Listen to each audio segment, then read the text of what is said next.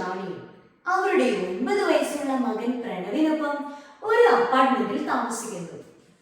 രാജേഷും റാണിയും software കമ്പനിയിൽ എഞ്ചിനീയർമാരായി ജോലി ചെയ്യുന്നു. രണ്ടുപേരും തിരക്കുള്ള ഉദ്യോഗസ്ഥരാണ്. പ്രണവ്, ഭക്ഷണം കഴിക്കാൻ വാ, റാണി പറഞ്ഞു. 1 minute അമ്മ. പ്രണവ് തന്റെ ടാബ്ലറ്റിൽ നിന്ന് കണ്ണുകൾ എടുക്കാതെ ഗെയിമും കളിച്ചുകൊണ്ട് മറുപടി നൽകി.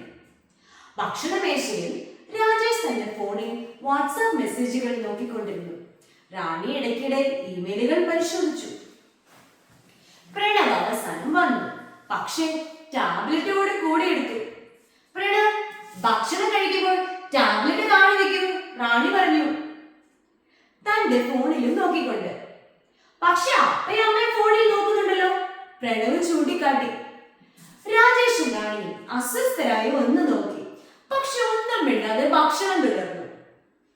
അന്ന് രാത്രി കുട്ടി ഉറങ്ങിയ ശേഷം നമ്മൾ പ്രണവിന്റെ സ്ക്രീൻ ടൈം കുറയ്ക്കണം, അവൻ ഫോണിലും ലാപ്ടോപ്പിലും മാത്രമാണ്. ശരിയാണ്, രാജേഷ് സമ്മതിച്ചു. ഫോണിൽ സ്ക്രോളും ചെയ്തുകൊണ്ട്. പക്ഷേ എന്താ ചെയ്യാ, അവനത് ഇഷ്ടമാണ്, അവൻ വേറെ എന്ത് ചെയ്യാനാണ്? എന്നാലും റാണി തന്റെ വാചകം പൂർത്തിയാക്കുന്നതിന് മുന്നേ തന്റെ ഫോൺ വൈബ്രേറ്റ് ചെയ്തു. അവൾ അത് പരിശോധിച്ചു. ഒരു ഇമെയിൽ.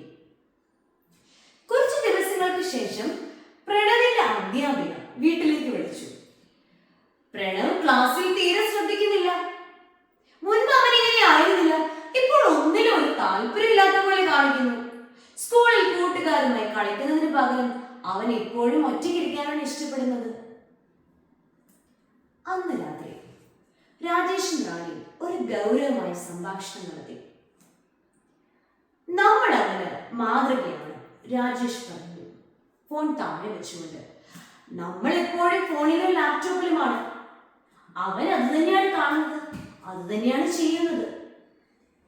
ശരിയാണ്, റാണി സമ്മതിച്ചു. നമുക്കൊരു ടെക്നോളജി ഡീറ്റോക്സ് ആരംഭിക്കാം, കുടുംബം മുഴുവനും. അടുത്ത ദിവസം അവർ പ്രണവിനെ അവരുടെ തീരുമാനം അറിയിച്ചു. നമുക്കൊരു പുതിയ നിയമമുണ്ട്, രാജേഷ് പറഞ്ഞു. വൈകുന്നേരം 7 മുതൽ ഉറങ്ങുന്നത് വരെ നമ്മൾ എല്ലാ ഗാഡ്ജറ്റുകളും ഈ പെട്ടിയിൽ വെക്കുന്നു.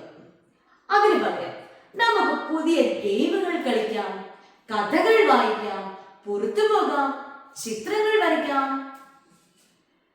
പക്ഷേ ഗെയിമുകൾ, പ്രണവ് പ്രതിഷേധിച്ചു. ഞങ്ങളും ഗാഡ്ജറ്റുകൾ വെക്കുന്നുണ്ട് പ്രണവ്, റാണി പറഞ്ഞു. എല്ലാവരും ഒരുമിച്ച് ഒരാഴ്ച ശ്രമിച്ചു നോക്കാം. ആദ്യം വളരെ കഠിനമായിരുന്നു. പ്രണവ് ചിലപ്പോഴൊക്കെ ദേഷ്യപ്പെട്ടു.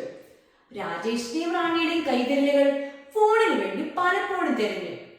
പക്ഷെ അവർ പിടിച്ചു നിന്നു. അവർ ബോർഡ് ഗെയിമുകൾ കളിച്ചു തുടങ്ങി, ഫുട്ബോൾ കളിച്ചു, ഭക്ഷണമൊക്കെ ഒരുമിച്ച് പാകം ചെയ്തു, രാത്രി കഥകൾ വായിച്ചു. ഒരാഴ്ച കഴിഞ്ഞു.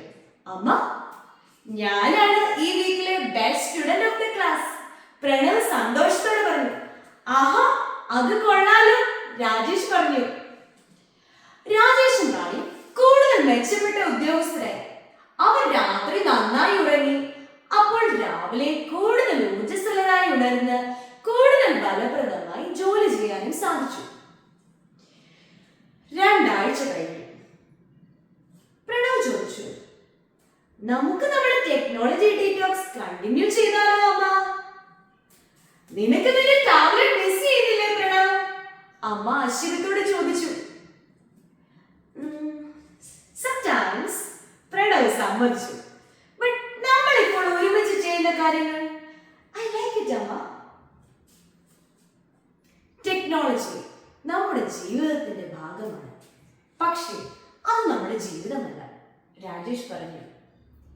മുമ്പ് നമ്മൾ എല്ലാവരും ഒരുമിച്ച് ഒരു മുറിയിൽ ഉണ്ടായിരുന്നെങ്കിൽ ഓരോരുത്തരും സ്വന്തം ഗാഡ്ജറ്റുകളായിരുന്നു. ഇപ്പോൾ നമ്മൾ യഥാർത്ഥത്തിൽ ഒരുമിച്ചാണ്. ഇതാണ് യഥാർത്ഥ ജീവിതം.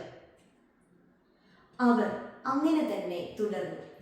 ടെക്നോളജിയെ പൂർണ്ണമായി ഉപേക്ഷിക്കാതെ, പക്ഷെ അതിന് അടിമകളാവാതെ അവരത് ഉപയോഗിച്ചു. മാറ്റം മാതാപിതാക്കളിൽ നിന്ന് തുടങ്ങുന്നു. കുട്ടികൾ നമ്മുടെ വാക്കുകളെയല്ല, പ്രവൃത്തികളെയാണ് അനുകരിക്കുന്നത്.